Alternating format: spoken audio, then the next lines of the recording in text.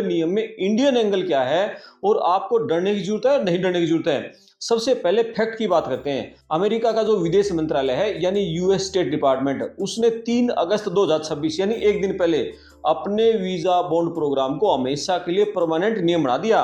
और ये नियम अमेरिका के जो इमिग्रेशन एंड नेशनलिटी एक्ट है आईएनए के जो सेक्शन 221(g)(3) उसके तहत लागू भी कर दिया।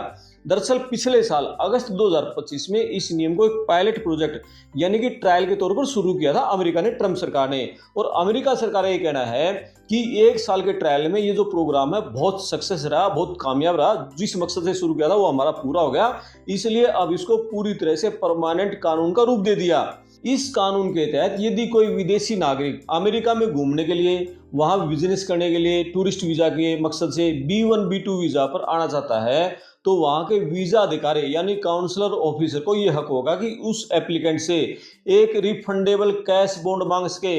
और ये बॉन्ड 3 कैटेगरी में बटा है, एक $10,000, एक $15,000 और मैक्सिमम रहेगा $20,000। Hi friend, welcome to our channel. तो दोस्तों, अमेरिका में वीज़ा बॉन्ड प्रोग्राम में अस्थाई, परमानेंट, अस्थाई और अस्थाई था पहले, फिर परमानेंट कर दिया। यह नियम पहले 2025 में ट्रायल बेसिस पर पायलट प्रोजेक्ट के तौर पर शुरू हुआ। अब कुछ B1 B2 tourist business visa आवेदकों ने 10,000, 15,000 और 20,000 तक के रिफंडेबल बॉन्ड मांगा जा सकता है। तो मैक्सिमम रहेगा $20,000। मतलब जो एप्लीकेंट है उसकी प्रोफाइल वो किस देश का, उसको देखकर जो काउंसलर ऑफिसर है वो फिक्स करेगा कि उसको कितना बॉन्ड देना है।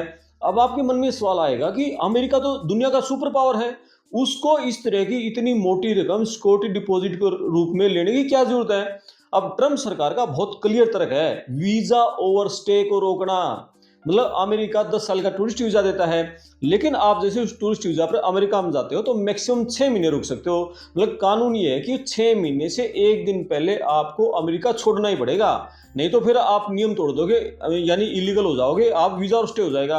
और लोग 6 महीने के बाद भी अपने देश वापस नहीं लौटते, ऐसे बहुत लोग हैं। और वहीं अमेरिका में छिप कर रहने लग जाते हैं, डॉलर कमाते हैं। इसी को वीजा और स्टे कहते हैं।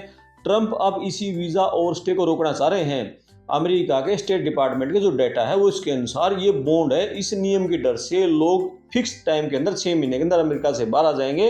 अगर कोई आदमी अमेरिका जाकर वहां का गैर कानूनी काम करता है, वहां वीजा और स्टे करता है, टाइम लिमिट से ज्यादा वहां रुकता है और वहां जाकर कोई इमिग्रेशन स्टेटस, अगर व्यक्ति उस समय अमेरिका छोड़ देता है, नियमों का पालन करता है, तो ये पैसा वापस मिल जाएगा।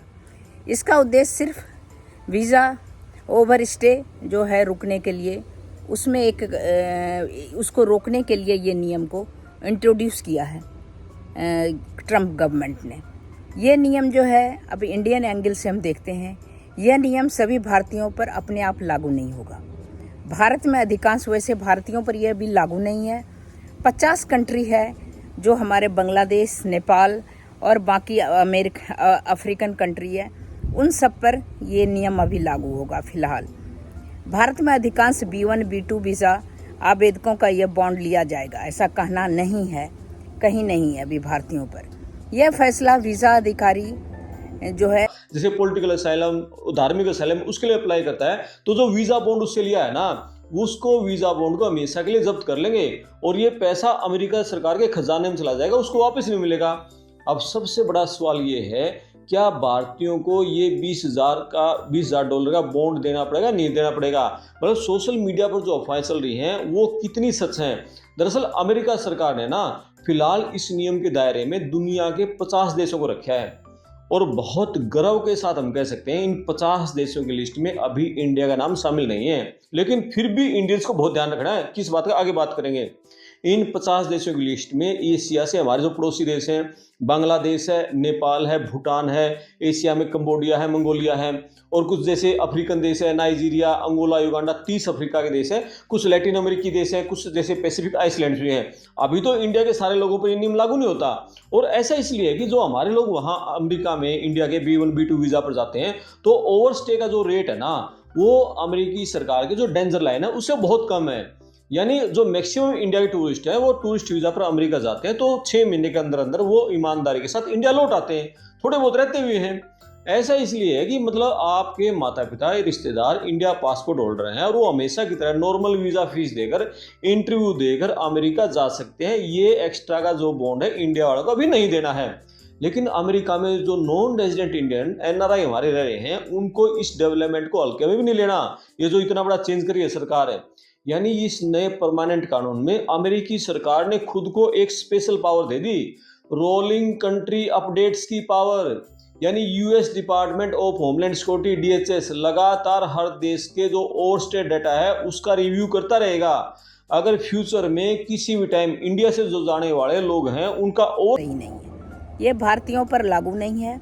ये तो डरने की बात नहीं है। अगर टूरिस्ट वीज़ा में आते हैं, घूमने या बिजनेस के लिए जाते हैं तो वीज़ा का शर्त मानते हैं, समय पर वापस लौट जाते हैं, तो घबराने की ज़रूरत नहीं है। वीज़ा ख़त्म होने के बाद अमेरिका में रुकते हैं तो इमिग्रेशन नियम का आप उल्लंघन करते हैं, तो यह नियम सभी भारतीयों पर लागू नहीं होता, किसी पर अभी लागू नहीं होता। उल्लंघन करने पर सब पे लागू होगा।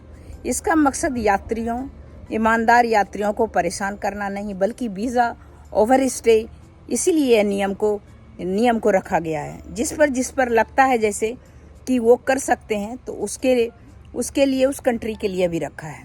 अगर कोई व्यक्ति अमेरिका जाकर वीज़ा के जो रेट है वो अचानक बढ़ता है तो अमेरिका सरकार सिर्फ 15 दिन के पब्लिक नोटिस पर इंडिया को भी इस 50 देशों की अभी जो लिस्ट है ना, इस बॉन्ड वाली लिस्ट में शामिल कर सकती है। और आज ये छूट है ना, ये कल की गारंटी नहीं है, अभी आज छूट है तो हमेशा रहेगा। अगर भविष्य में ऐसा कभी हुआ तो फिर इसका सीधा असर अमेरिका में जो हमारे इंडियन प्रोफेशनल उन पर पड़ेगा। अगर आप अपने माता पिता दोनों को एक साथ अमेरिका बुलाना चाहोगे तो आपको इंटरव्यू से पहले $40,000 यानी करीब 34-35 लाख का इंतजाम कैश में करना होगा।